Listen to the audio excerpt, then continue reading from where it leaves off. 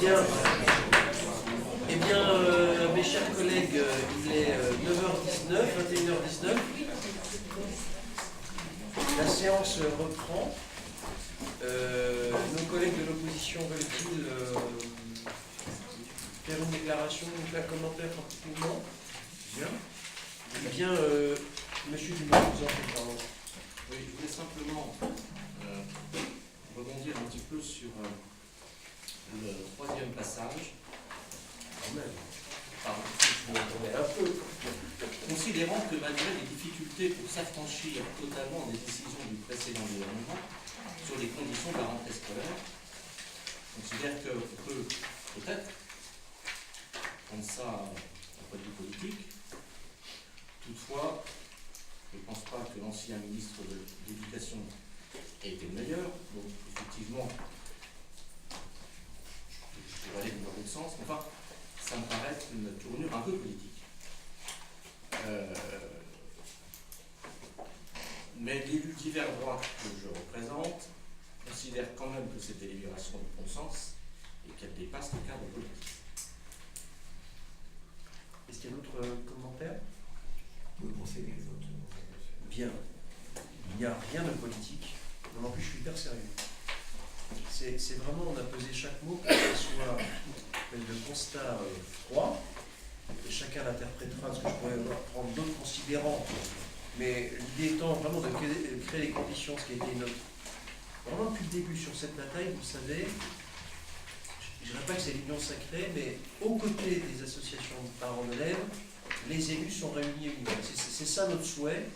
Et votre concours vous honore, voilà, parce qu'il faut montrer que toute la ville est réunie derrière ce combat, qui, certains l'ont rappelé ici, n'est pas terminé. Donc, je mets aux voix. Y a-t-il des votes contre? Y a-t-il des abstentions? À l'unanimité, je vous remercie, c'est très important et je pense apprécié. Nous informerons, nous faisons rarement une communication directe de l'ensemble du collectif, qui est constitué pour lui adresser le vœu, puisque tous savaient qu'il y avait ce conseil un peu exceptionnel et à l'ordre du jour de cette question. Et je voudrais juste, par contre, petite insiste pour M. Théveny, il faut comprendre aussi l'absence des professeurs, des enseignants. Il y a aussi un devoir de réserve. Nous sommes dans une assemblée politique. Donc voilà, je voulais juste le rappeler parce que nombre d'entre eux ne sont pas en reste à leur manière pour soutenir ce combat, mais je sais que dans votre esprit, il ne s'agissait pas de les stigmatiser. Et quant aux organisations syndicales, elles sont aussi mobilisées, notamment quand il y a des réunions à l'inspection académique.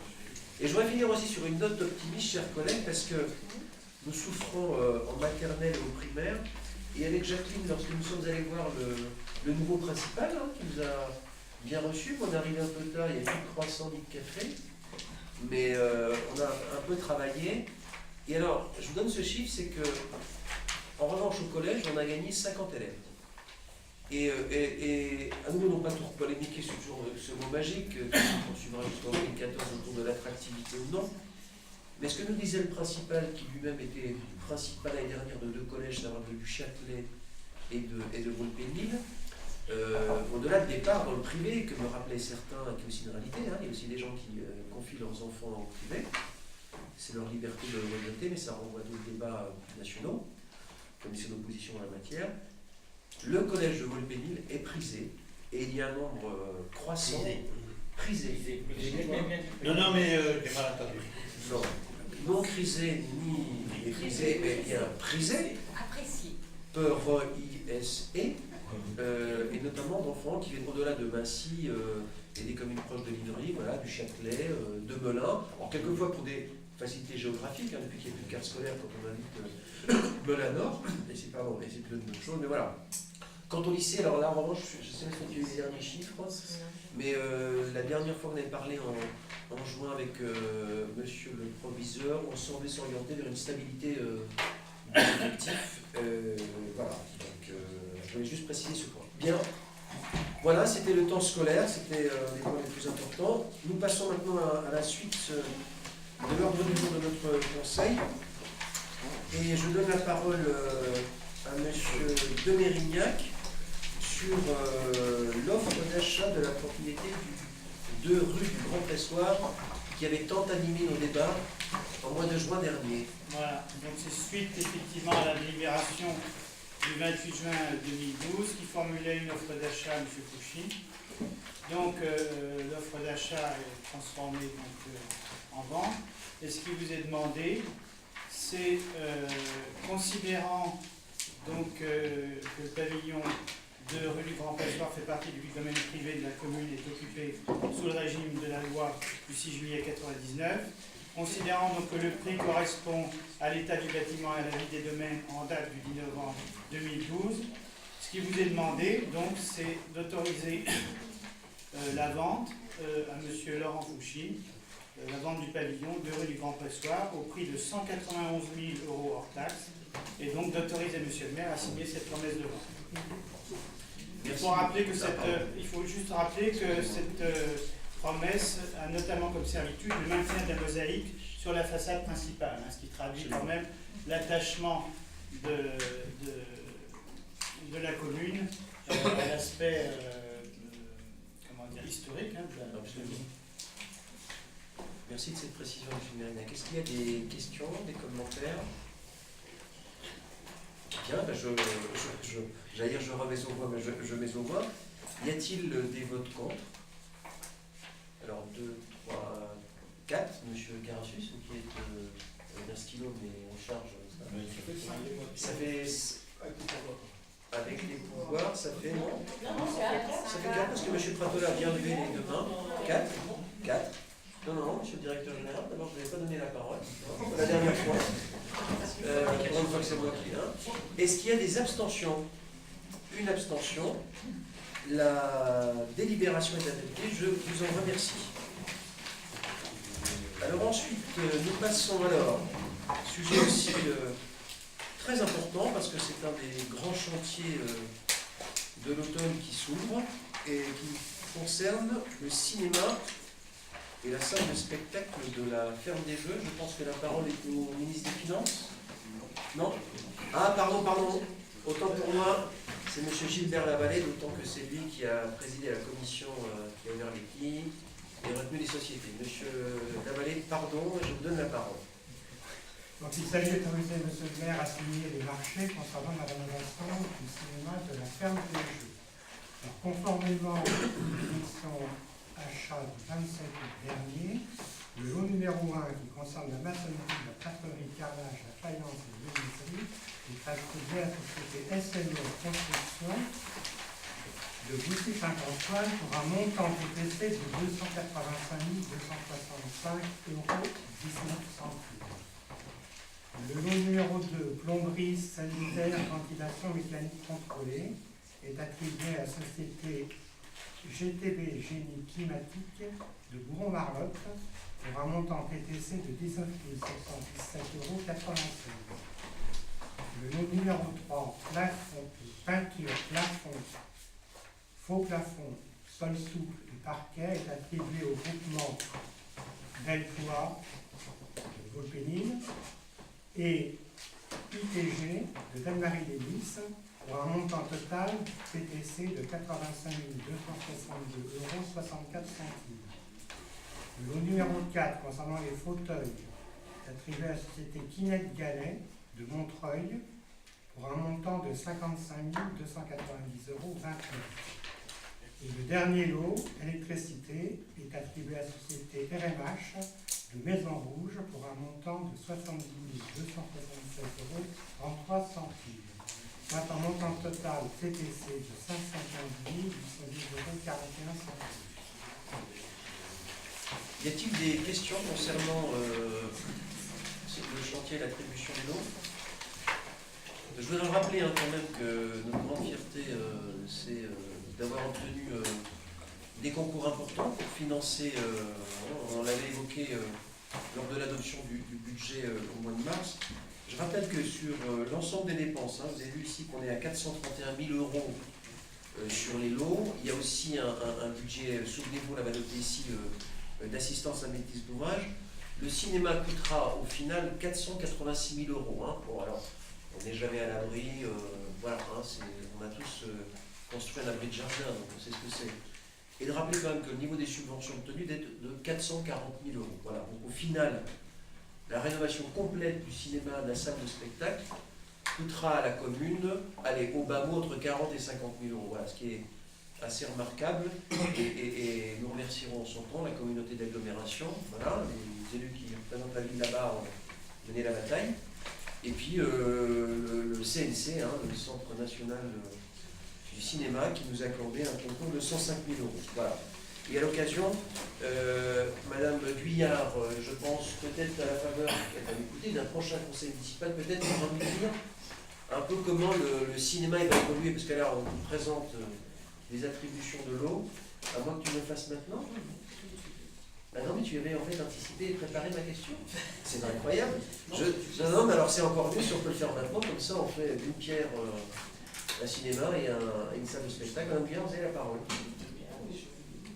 Je disais que d'importants travaux de rénovation étaient nécessaires parce que le cinéma a 17 ans, que ce soit les peintures, le chauffage sont à rénover, les fauteuils sont à changer parce que beaucoup sont dégradés, les gradins ne seront plus rétractables parce qu'il y a de grosses nécessités à faire des spectacles debout, il y a d'autres endroits dans le pénible et la structure métallique et amovible avait le gros inconvénient d'être sonore et de faire vraiment caisse de résonance quand on marchait dessus. De plus, une structure fixe va nous donner des zones de stockage. L'exigence du public évolue et donc des fauteuils plus larges et plus confortables nous semblaient nécessaires pour répondre à cette exigence. Ça diminuera un peu la capacité d'accueil, mais voilà, ça semble important quand même d'avoir un certain confort. Nous devons aussi nous mettre en règle avec l'accès facilité aux personnes âgées et aux personnes à mobilité réduite. Alors c'est vrai que pour laisser place au fauteuil, ça fait aussi quelques capacités d'accueil en moins. Alors ces travaux, comme le disait M. le maire, sont essentiellement subventionnés par la CAMS et le CNC. Et je remercie nos représentants à la CAMS qui, effectivement, se sont bien battus pour faire reconnaître que notre salle a un rayonnement communautaire grâce à sa qualité de programmation. Alors le cinéma, vous le savez, est classé à A et C et à fidéliser son public. Nous renforcerons et nous régulariserons les séances qu'on a commencées dans une démarche ciblée. Par exemple, nous avons fait tous au Larzac qui a eu un gros succès. On a reçu des réalisateurs qui venaient d'avoir un César. On a eu des rencontres avec des professionnels aussi avec les chiens de garde. Et nous continuerons à travailler dans ce sens-là, et aussi avec les associations. Et aussi, et on n'oublie pas des films grand public parce qu'ils amènent beaucoup de monde, hein, ils sont très appréciés aussi. Et on a la chance maintenant avec le cinéma numérique de pouvoir passer dans la même semaine les films grand public en VO et en VF. Donc ça marche bien. Et puis, on a toujours notre programmation tournée vers le jeune public, école, collège et cinéma, et puis le festival première séance et des films destinés plus aux enfants, une dizaine dans l'année. Nous essayons par nos prix et notre programmation d'amener un large public pour les films comme pour les spectacles. Et cette année, nous avons d'abord répondu aux amateurs d'opérette, ils sont venus nombreux, et pour l'année prochaine, on essaiera de prévoir de l'opéra, tant au cinéma qu'en spectacle. Donc, nous avons aussi, on réitérera la nuit de la danse, qui n'a pas connu tout le succès qu'on souhaitait, mais enfin, on pense qu'on arrivera à amener le public petit à petit à cette expression artistique. Cette salle est donc un lieu de création et de diffusion artistique qui rayonne sur l'agglo et même au-delà. Et je pense que ça méritait qu'on fasse un investissement pour le travail. Merci Madame Guyard. Ça me permet peut-être de rappeler l'invitation au lancement de la saison. Rappelez juste la date et l'heure peut-être. C'est. Parce qu'on a reçu une belle invitation. On a reçu une belle invitation de Madame Guyard, mais c'est le. 29 septembre. Voilà, 29 septembre. 19h. Voilà, à partir de 19h. Voilà. Attention, 19h parce que la formule va changer un petit peu puisque ça se passe sous manœuvre. Nous attendons entre 8 et 10 000 personnes donc arrivées à l'heure pour ce grand événement. Voilà, avec plein de surprises. Eh bien, je soumets, oui, il faut qu'on vote, malgré tout, sur cette attribution marché. Y a-t-il des votes contre? Y a-t-il des abstentions? Une fois encore, la culture fait l'unanimité, je vous en séduirai. Je dis encore une fois, et pas comme toujours, hein, je le précise. Alors, maintenant, nous allons passer à des choses plus austères, mais tout aussi essentielles. La parole est à M. Anselme Manassari pour une admission en non-valeur. Donc, comme tous les ans, on reçoit un courrier du trésorier municipal nous demandant d'inscrire en non-valeur un montant sur une liste d'abandon de créances. Je rappelle que par décision du conseil municipal, le montant annuel maximum est fixé à 1 500 €. Donc la liste présentée par le trésorier, en fait, était même plus conséquente cette année, puisque dans les recouvrements, il y avait aussi du France Télécom. Donc je pense que c'était des contrats qui étaient faits avec les familles sur la restauration et les centres de loisirs. Donc on a enlevé les créances de France Télécom, on estimait qu'on pouvait continuer à y rechercher. Donc en tout, on a une liste de 5 familles, donc pour un montant total de 1 114 €. Merci, M. Alors, Manassari. les services concernés, c'est principalement la restauration et les centres de loisirs. Le besoin d'expliquer souvent, c'est lié à la situation économique aussi des familles. Voilà. Est-ce qu'il y a des commentaires? Je mets au voix. Y a-t-il des voix contre? Des abstentions? À l'unanimité, je vous remercie. Toujours M. Manassari sur une décision modificative concernant le budget de l'eau. Donc, il a été nécessaire de rembourser 12 790 € à l'agence de l'eau. Alors, pourquoi ce remboursement? C'est un peu ce qui rappelle. C'est qu'avant 2008, l'agence de l'eau apercevait une redevance pour la solution de l'eau qui était calculée sur la population des territoires concernés. Alors, pour percevoir cette redevance due par la collectivité, on a trouvé une méthode, c'était de diviser le montant de la redevance par la consommation prévisionnelle, afin de déterminer un prix au mètre cube. C'est ce qu'on appelle en fait la contre-valeur d'Ampex. Le problème, c'est que quand une collectivité consommait moins, le montant de la redevance diminuait et générait des dettes pour l'agence de l'eau. Donc en fait, il y a eu une modification en 2008 et le principe de recouvrement a changé, puisqu'aujourd'hui, la redevance a été modifiée. Aujourd'hui, elle est proportionnelle au volume consommé, donc plus ou moins perçu. Mais il ne reste pas moins qu'à l'échéance de 2007, la moins perçue antérieure pour l'agence de l'eau, elle reste vue. Et c'est pour ça que, donc, en fin de compte, on a une décision modificative pour payer 12 790 €. Et de préciser que ce décret en interprétation de la loi a aussi une valeur rétroactive, c'est-à-dire que nous rattrapons, si j'ai bien compris, en scène, des consommations depuis l'année 2006 ou 2007. 2007. Voilà. Et l'ensemble des communes sont frappées par le même régime, et le rapport aussi de prenant date, puisque la fiscalité intéressant les agences de l'eau au plan national va aussi bouger pendant l'année 2013. Voilà. Il faut s'attendre, donc là c'est des décisions plus tard, à ce qu'il y ait une fiscalité accrue, normalement en 2013. Voilà. Au-delà de ce qui pèse sur les propres décisions, sur la stratégie ou les délégataires. Alors, est-ce qu'il y a des questions ou des commentaires? Et la bonne année, c'est 2006 pour la loi? Non, oui, 2006. La loi c'est décembre 2006. Oui. Là, Mais la loi, on c'est peut 2007. être pour 2007. Non, c'est un calcul pour l'ensemble des années, puisque c'est une comptabilisation et une consolidation C'est rétroactive. pour 2007. Oui. Donc c'est pas marqué 2008. Non, mais la loi, c'est 30 décembre 2006, la prise d'effet, c'est Prise d'effet 2007. C'est très bien. Voilà. Mais c'est vrai que ça peut prêter à confusion. très bien. C'est L'œil. J'ai pas le- non, non. L'œil. C'est pas dans les chiffres. Comment? Il y a des lois votées, 2 ans après, le décret n'est pas passé. Oui. Ouais, c'est ça. Il y a même des nominations, quelquefois, qui sont envisagées, qui n'interviennent jamais. C'est quand même... Alors, je mets au voix cette décision modificative. Y a-t-il des voix contre? Y a-t-il des abstentions? 5 abstentions. Et c'est adopté. Alors, nous continuons sur le volet fiscal cette fois-ci. Tous les éléments sont là, il ne manquera plus que le vent. Taxe sur les consommations finales d'électricité. Je donne la parole doublement à M. Anselme Malmassari et si besoin pour quelque éclairage, il appréciera le mot, de M. Gare.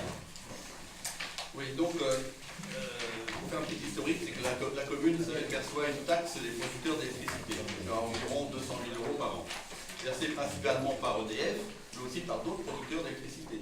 Sur la commune, on a GDF Suez, on a OSA, ENERCOP et Carité Énergie. On a d'autres fabricants d'électricité. Donc cette taxe, la commune en reverse le 16e au CIFED. Alors, pour être conforme à la NOM qui est la nouvelle organisation du marché électrique, le régime des taxes a été modifié et il a été créé la taxe TCFE, c'est la taxe de la consommation finale d'électricité. En fait, cette taxe remplace tout simplement l'ancienne taxe TLE qui était la taxe locale d'électricité, qui n'était pas conforme aux directives européennes en matière de perception fiscale. Donc la différence, c'est que la TLE, elle était assise sur 1% du montant de la facture, consommation plus abonnement, alors que la TCFE, elle est assise sur la consommation d'électricité et sur la puissance d'outil. Vous aurez une interro à la fin du conseil, donc vous avez intérêt à bien réfléchir. En fait, ce qui ne change pas, c'est que cette taxe est soumise à un coefficient multiplicateur intégré dans le calcul global. Pour la commune, ce coefficient il va de 0 à 8, la lettre, et pour le département, il va de 2 à 4. Donc l'objet de cette délibération, c'est de porter le coefficient maximum, qui était donc en 2011 à 8,12, de le porter à 8,28. Donc ça, c'est une demande du système et c'est valable pour toutes les communes qui sont à l'intérieur du système.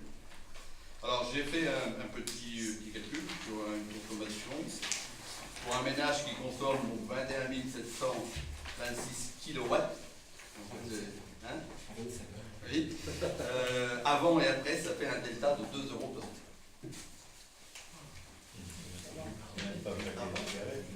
Ça fait 2 baguettes. Monsieur Pratola, je sens que vous n'êtes pas d'accord avec la mission finale. Si, je suis d'accord, mais ça fait penser à la nouvelle loi qui est en train d'essayer de nous pondre là, sur le tarif évolutif selon la consommation. Ouais. Rajouter à ça, ça va être terrible. Ça va être différent. Ça va devenir compliqué. Ouais. Je pense que c'est une bonne idée. Non, moi je pense. Mais on va. Non, mais il y a un moment, on va même plus rien. Ça va être prendre deux un interros. Ouais, ça va être 2 interros. Bon. Est-ce qu'il y a, au-delà du commentaire de M. Pratola, d'autres interrogations? M. Gare, l'a-t-il bien présenté, vous qui êtes notre représentant au 6e? Je sens que vous avez eu un séminaire tous les deux. Il n'est pas le ministre des Finances pour rien. Bien, eh bien je mets aux voix cette malheureuse évolution fiscale, voilà, qui nous est demandée par le 6e. Nous sommes représentés, nous avons voté, hein, donc nous ne jouons pas les hypocrites. Y a-t-il des votes contre? Y a-t-il des abstentions?